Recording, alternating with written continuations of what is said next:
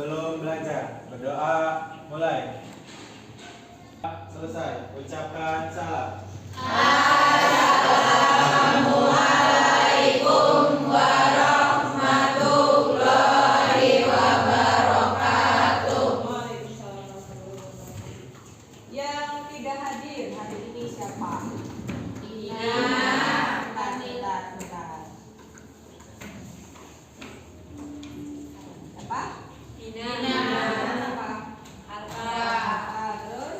Kamila. Kamila apa? Sakit. Terus? Happy. Ini kenapa? Alfa.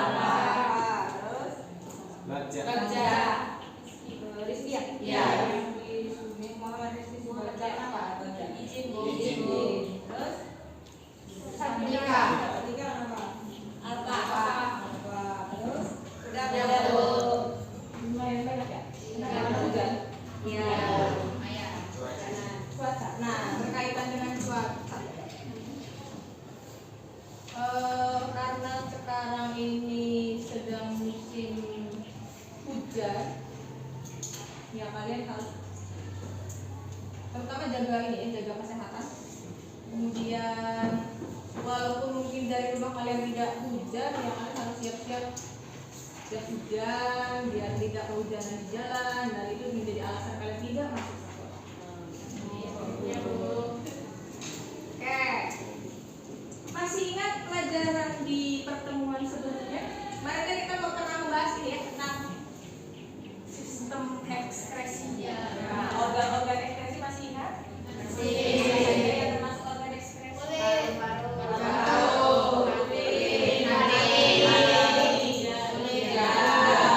Nah, kemarin kan kita sudah belajar tentang organ-organ yang terlibat dalam proses pengeluaran zat sisa.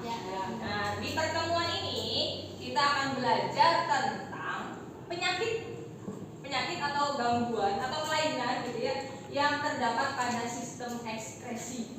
Jadi yang namanya organ itu kan karena setiap hari dipakai gitu ya, setiap hari melakukan fungsinya untuk membersihkan tubuh kita dari zat sisa, maka suatu ketika kalau kita tidak menjaganya dengan baik, organ-organ tersebut akan mengalami penyakit. Nah, penyakit itu bisa terjadi dari kebiasaan kita yang kurang menjaga pola hidup sehat, bisa juga dari adanya bakteri atau virus yang masuk ke dalam tubuh, atau bisa juga dari faktor bawaan atau turunan gitu ya. Bisa jadi karena memang keluarga kita bisa mengidap penyakit apa, itu bisa menurun kepada keturunannya.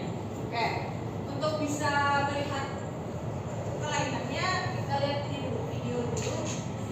Sejak penyakit gangguan gagal ginjal pada anak berulang, satu persatu kasus kematian anak akibat gagal ginjal terbuka di Tondano, Minahasa, Sulawesi Utara dan Depok, Jawa Barat. Dua balita perempuan meninggal dunia akibat penyakit tersebut.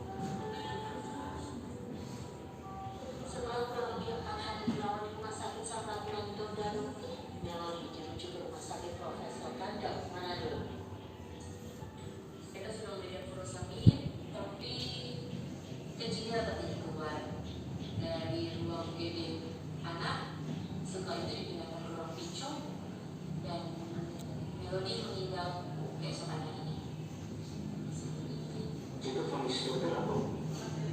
Jadi dia gagal ginjal.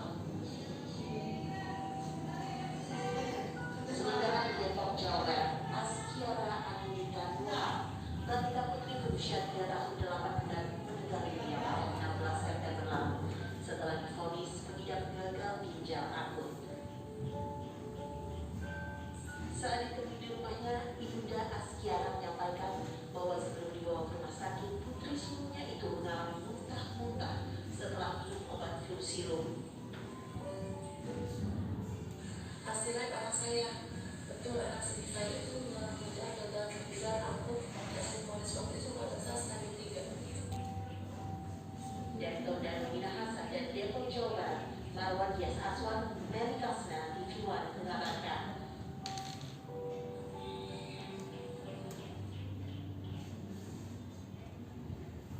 Oke, dari gambaran video tadi apa yang kita bisa mendapatkan informasi apa? Tadi ada kelainan berupa apa pada anak yang meninggal? Ginjal akut ya. Kemarin kasusnya kan di bulan apa? Di bulan akhir tahun kemarin ya, 2022 kemarin banyak balita meninggal dunia mendadak gitu ya, dengan ciri mereka tidak menghasilkan urin, jadi tidak ada urin yang dihasilkan, mereka hanya demam beberapa hari kemudian meninggal. Nah itu salah satu kelainan yang terjadi pada sistem ekskresi atau organ ekskresi. Nah berikutnya ini ada gambar apa ini, gambar apa? Di paru-paru ya? Ya. Paru-parunya kenapa ini? Hitam, kosong. Ya. Kenapa kira-kira? Rokok ya. Kalau ini apa? Ya. Ada apanya?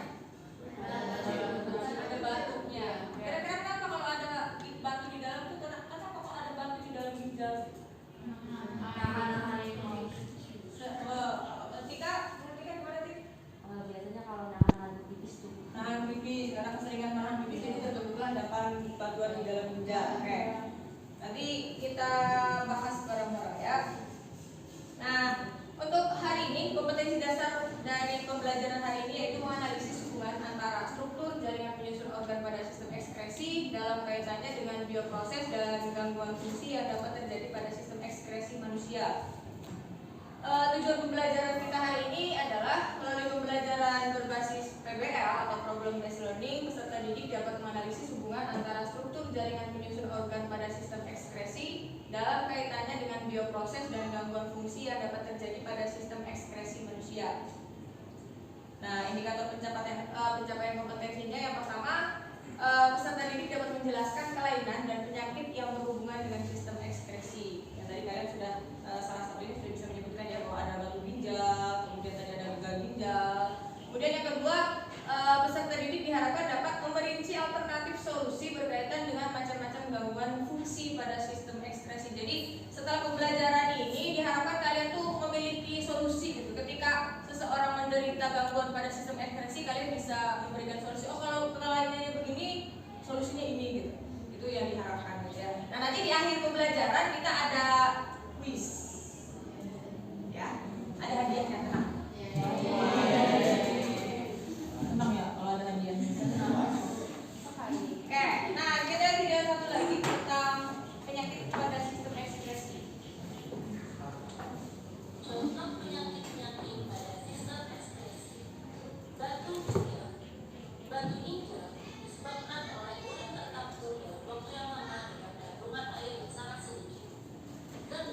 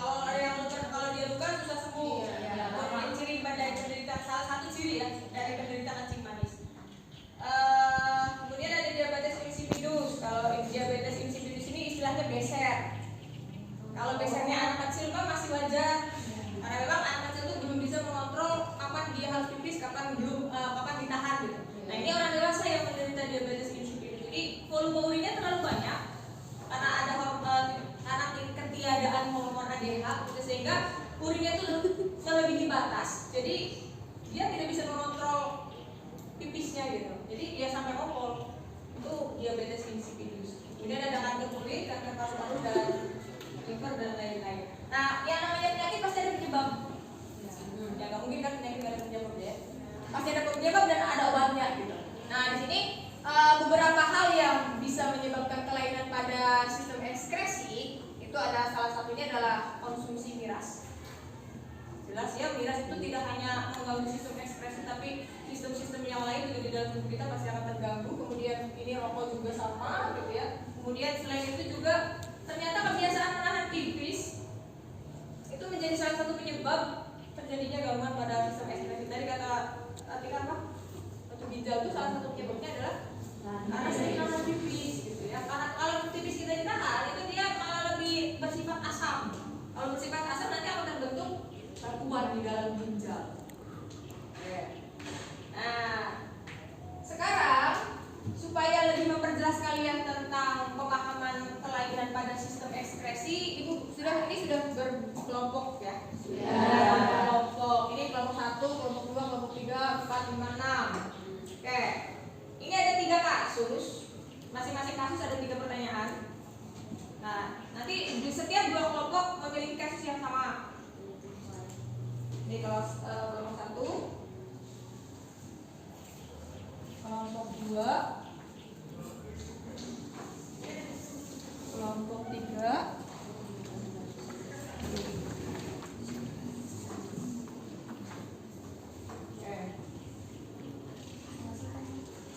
ya, di situ ada ini ya, contoh misalnya ini ada dari kelompok 2 nih, ada studi kasus. Pak Ridwan mengeluh sering cepat haus, banyak buang air kecil, rasa lelah dan lemah yang tidak biasa, dan pandangan kabur. Lalu dia memeriksakan kesehatannya pada dokter dan disarankan untuk melakukan pemeriksaan uji kencing, uji air kencing gitu ya. Nah, berdasarkan hasil pemeriksaannya diperoleh bahwa kandungan glukosa puasa tuh glukosa pada saat dia belum makan. Jadi pemeriksaan kesehatan itu paling tepat ketika kita belum makan. Jadi akan ketahuan tuh nanti gula darah berapa, gitu ya, kolesterol berapa, asam urat berapa. Nah, di sini ternyata gula darahnya Pak Ridwan pada saat dia puasa itu sudah 162 gitu, tanpa makan. Kalau makan berarti kan akan lebih tinggi lagi. Nah, nanti di sini di bagian di terakhir tuh ada pertanyaan. Nah, ada poin 1. Menurut pendapat kelompok Anda, kelainan apa yang diderita Pak Ridwan? Nah, penyakit apa kira-kira nih kalau cirinya begini nih? Gitu. Terus yang kedua, jelaskan pola hidup kurang sehat yang menjadi penyebab kelainan atau penyakit yang diderita Pak Ridwan. Kira-kira nih Pak Ridwan menderita penyakit itu tuh gara-gara apa gitu? Lalu yang ketiga, berikan solusi. Kira-kira alternatif untuk mengobati Pak Ridwan ini dengan apa gitu? Nah, silakan dituliskan, nama kelompoknya juga ditulis, jawabannya ditulis, kemudian nanti kita presentasi. 10 menit cukup ya?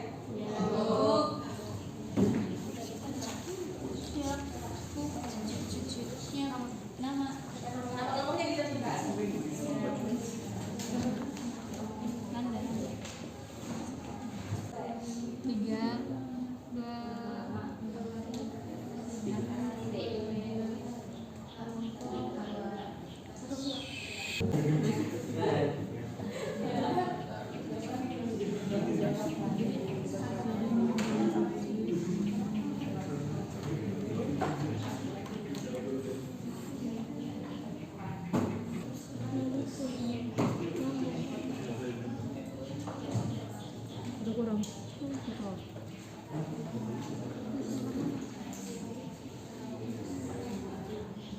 jelaskan pola hidup kurang sehat.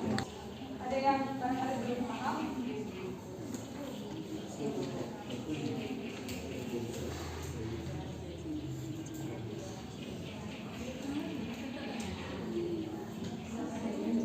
Cuma 3 ya kalian anggota kelompok.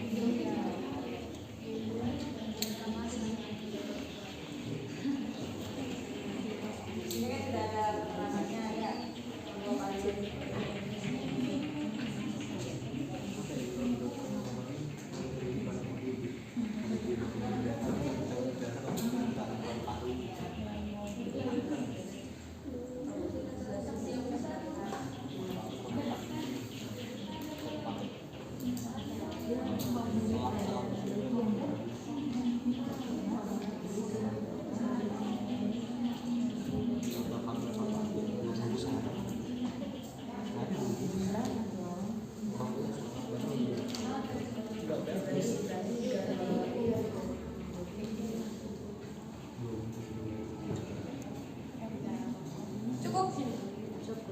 Udah selesai ya? Iya. Oke, kita undi kelompok yang maju nanti kan ada 2 kelompok yang temanya sama. Ya. 1 dengan 3, 2 dengan 5, 4 dengan 6. Nanti yang maju adalah yang muncul nomornya di sini.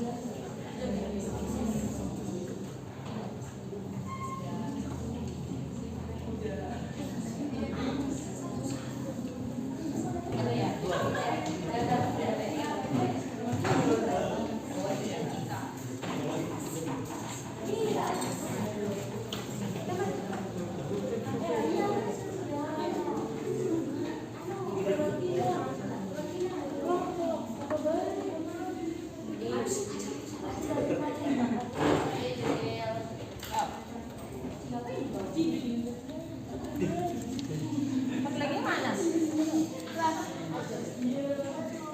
Oh itu dia. Pak. 5 Bu. Nah kelompok 1 yang maju terus kelompok 5 ya. Kelompok 5, kelompok 6. Ya. Ya, berarti yang maju kelompok 1, 5 dan 6. Baik. Yang lainnya berarti kelompok yang tidak maju, yang temanya sama dengan kelompok yang 1, 5, 6. Ya, kelompok yang maju presentasi nanti kelompok 1, 5 dan 6. Iya. Nah, yang memiliki kasus yang sama dengan kelompok yang maju tadi silakan persiapkan pertanyaan berkaitan dengan presentasi yang akan dipaparkan oleh kelompok yang maju. Siap ya? Ya. Yang presentasi kelompok yang maju. Ini sudah pikirin jawabannya. Siapa yang mau jadi ininya? Operatornya? Tapi nanti ini Assalamualaikum warahmatullahi wabarakatuh.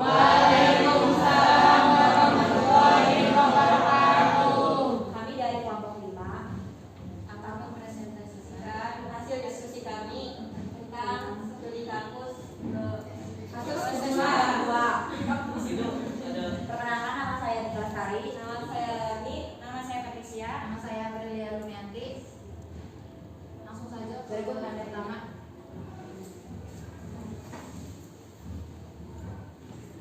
Pak Ridwan mengeluh sering cepat haus, banyak buang air kecil, rasa lelah dan lemah yang tidak biasa, dan pandangan kabur. Lalu dia memeriksakan kesehatannya pada dokter dan disarankan untuk melakukan pemeriksaan uji urin. Berdasarkan hasil pemeriksaannya, diperoleh bahwa kandungan glukosa puasa Pak Ridwan sebesar 162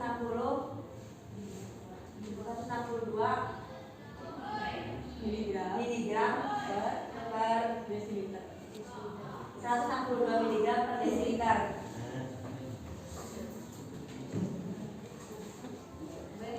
Berikut pertanyaan nomor 1. Menurut pendapat kelompok anu, bila kelainan atau penyakit apa yang terjadi pada Pak Ridwan? Jawabannya adalah Pak Ridwan menderita kencing manis atau diabetes mellitus. Pertanyaan kedua, jelaskan pola hidup kurang sehat yang menjadi penyebab kelainan atau penyakit yang diderita Pak Ridwan. Jawab. Pola makan tidak sehat dan kegemukan, kurang tidur, tingkat stres tinggi, merokok dan minum alkohol, kurang aktivitas fisik, ada gula darah tidak dipantau. Pertanyaan yang ketiga adalah berikan solusi untuk mengatasi kelainan yang diderita oleh Pak Ridwan. Yang pertama, menerapkan pola makan dan pola hidup sehat. Yang kedua, rutinitas aktivitas fisik. Yang ketiga, menjaga berat badan. Yang keempat, terapi insulin. Sudah? Oke, dari paparan dari kelompok 5 sorry. Ada yang mau ditanyakan? Ya, silakan kelompok 2, perwakilannya Ajrul. Perkenalkan, saya Azrul Saputra dari kelompok 2 ingin bertanya terkait dengan presentasi Anda. Yang pertama, pertanyaan saya, bagaimana penderita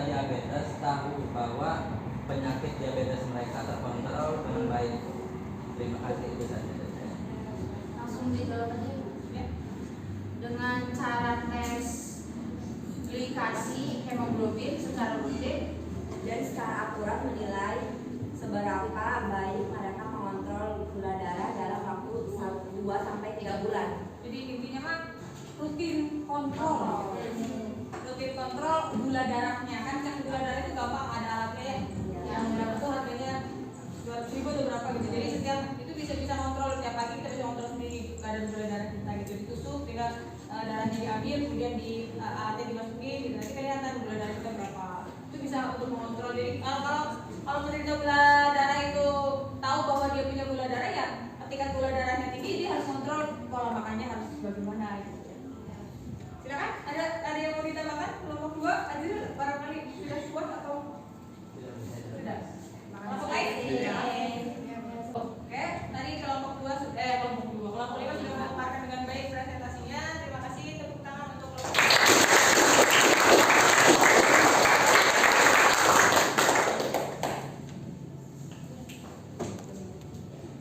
Demikian presentasi dari kelompok kami. Kurang lebihnya mohon maaf. Wassalamualaikum warahmatullahi wabarakatuh.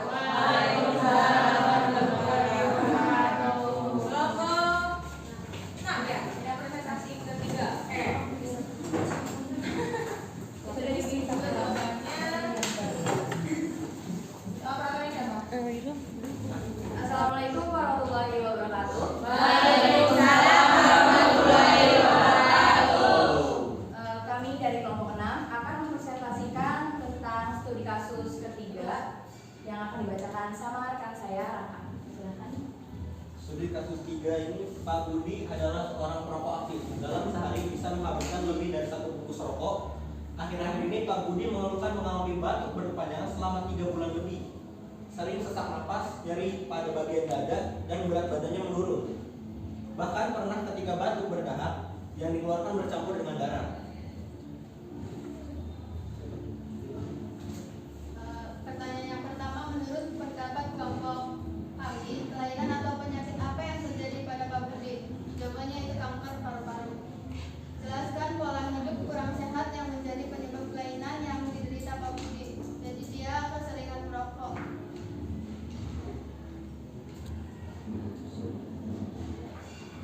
Yang ketiga itu, teknologi pengobatan apakah yang dapat dilakukan untuk mengatasi kelainan yang diderita Pak Budi? Jawabannya operasi, kemoterapi, radioterapi, terapi target, sama imunoterapi. Sudah selesai pemaparan dari kami. Ada yang bertanya? Silakan. Apakah ada di kelompok lain yang mau bertanya? Silakan. Ya, silakan ada diri. Assalamualaikum warahmatullahi wabarakatuh. Waalaikumsalam warahmatullahi wabarakatuh. Perkenalkan, nama saya Ananda Biansa. Saya mau bertanya tentang berapa lama sih kanker paru tumbuh dari stadium pertama sampai stadium berikutnya. Terima kasih. Sampai tadi berapa yang tanya Anda? Dari 1 sampai 2 atau 1 sampai 4? 1 sampai 2. 1 sampai 2. Iya, 1 sampai 2 aja. 2 jangan sampai 4 ya. Ada yang sampai 3 4. Iya. Ada yang mau bertanya lagi? Silakan Sila. Assalamualaikum warahmatullahi wabarakatuh. Waalaikumsalam warahmatullahi wabarakatuh. Saya Ciela Octavia dari kelompok 1 ingin bertanya ke kelompok 6. Mengapa ada kemungkinan orang yang tidak merokok mengalami kanker paru-paru? Nah, tadi kan penyebab Pak Ridwan kenapa kanker paru-paru karena dia memang merokok. Iya. Nah, kalau orang tidak merokok juga ternyata ada juga gitu yang kena kanker paru-paru. Kenapa gitu ya? Oke, pertanyaan yang bagus Ciela. Saya akan menjawab pertanyaan dari Ananda dulu dari kelompok 4, yaitu stadium 1 ke stadium 2 itu nggak dipastikan, nggak tahu kapan adanya itu stadium 1 ke stadium 2 tuh, kapan aja jangka waktunya tuh nggak tahu. Jadi itu tuh tergantung sama kondisi masing-masing pasien. Tapi lebih baik penanganannya tuh lebih cepat gitu. Apa udah puas? Jadi sebelum ketahuan, sebelum pindah stadium, Iya. sebelum pindah stadium, ya lebih baik harus segera ditangani dah. Soalnya kalau sudah pindah stadium agak susah gitu ya. Itu kalau sudah naik kelas, berarti tingkat keparahan dari penyakitnya sudah meningkat. Naiknya stadium bukan seperti naik kelas gitu ya. Kalian naik kelas tambah dewasa tambah bagus. Ini tambah stadium tambah parah istilahnya. Makanya jangan pernah naik stadium kalau bisa dari 1 sudah langsung hilang gitu. Jangan naik stadium. Karena kalau sudah semakin banyak daerah yang tergerogoti oleh kankernya. Tidak hanya kadang kalau misalkan stadium sampai stadium 4 itu sudah tidak hanya paru-paru lagi gitu ya, tapi sudah ke mana-mana gitu si kankernya nih. Jadi sudah menyerang organ-organ lain selain paru-paru. Nah itu, jadi jangan sampai naik stadiumnya deh ya. Oke, silakan pertanyaan dari Cela. Pertanyaan dari kelompok 1 akan saya jawab. Jadi perokok itu ada 2 jenis, yang pertama aktif, yang kedua pasif. Pak Budi ini perokok aktif. Nah yang jenis keduanya itu enggak merokok, tapi dia kena paparan gas rokoknya, gas radon. Gitu namanya. Jadi sama aja gitu ya. Iya, sama aja. Makanya ketika ada orang merokok itu kita jangan deket-deket. Karena dampaknya sama aja, kita ngerokok dengan tidak merokok, kalau sampingnya perokok ya sama aja gitu. Kita sama-sama menghirup gitu. Malah kita hirup kalau kita misalkan di samping perokok ya justru kita lebih banyak gitu ngisepnya. Makanya kalau ada orang merokok ya jauh-jauh gitu. Biar kita tidak menjadi perokok pasif. Rugi kan? Merokok enggak, nyarinya iya gitu. Ya apalagi bayi. Nah, rentan banget. Biasanya dibungkus rokok aja kan tuh. Iya. Jangan dekatin bayi sama rokok gitu. ya kalau bapaknya rokok berarti gak usah deket-deket bapaknya gitu. Bapaknya sama aja gak usah masuk-masuk gitu. Jadi pas berangkat doang. Ada lagi dari kelompok lain? Cukup? Jelas ya pokoknya dari kelompok 3. Oke, beri tepuk tangan untuk Sekian dari kelompok kami, kurang dan lebihnya mohon maaf. Wassalamualaikum warahmatullahi wabarakatuh.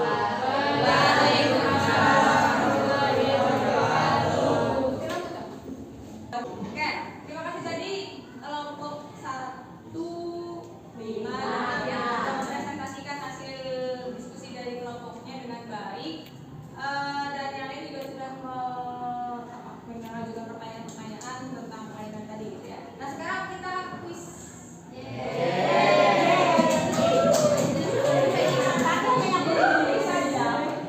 Kuisnya sudah dikirim ke grup.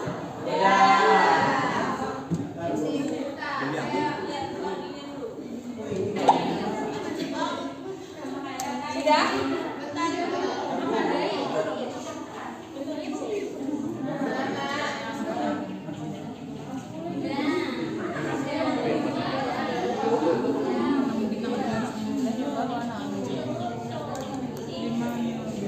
Belum bisa masuk ya?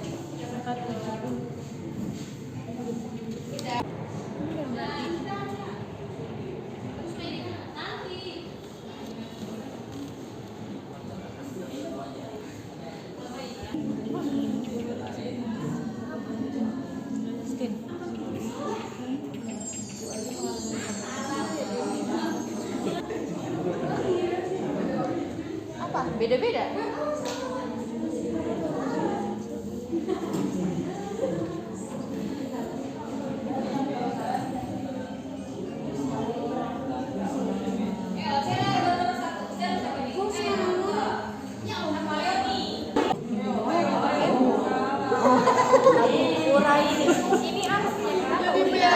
Teacher me si Romo.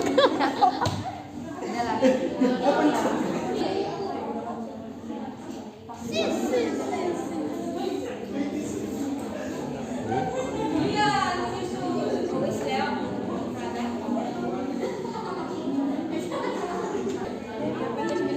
Kembali ke jawabannya. Iya benar.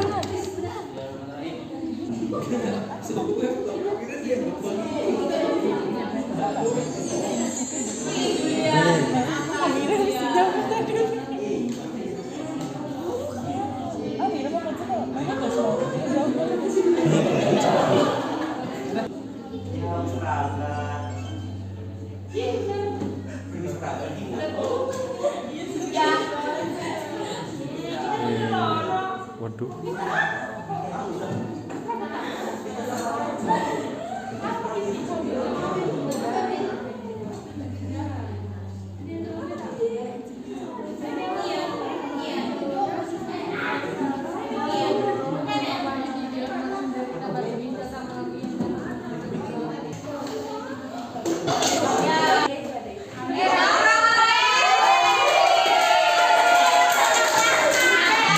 Ayo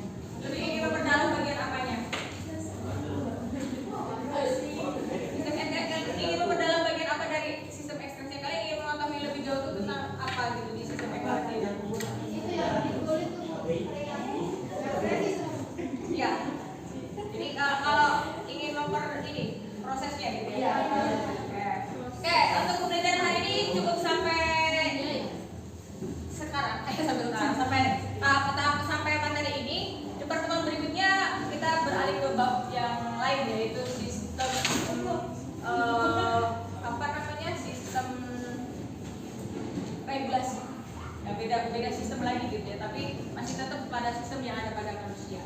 Oke, terima kasih untuk pembelajaran hari ini. Kita tutup dengan bacaan hamdalah.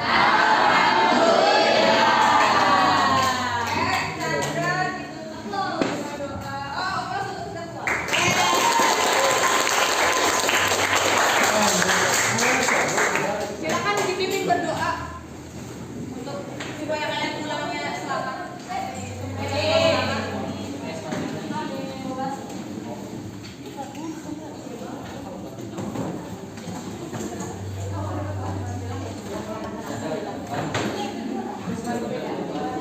Oh iya, sampai detik.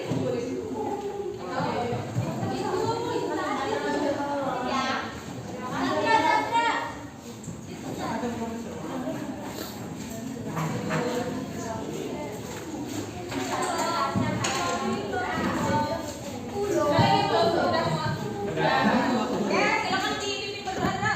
Bentar untuk pulang.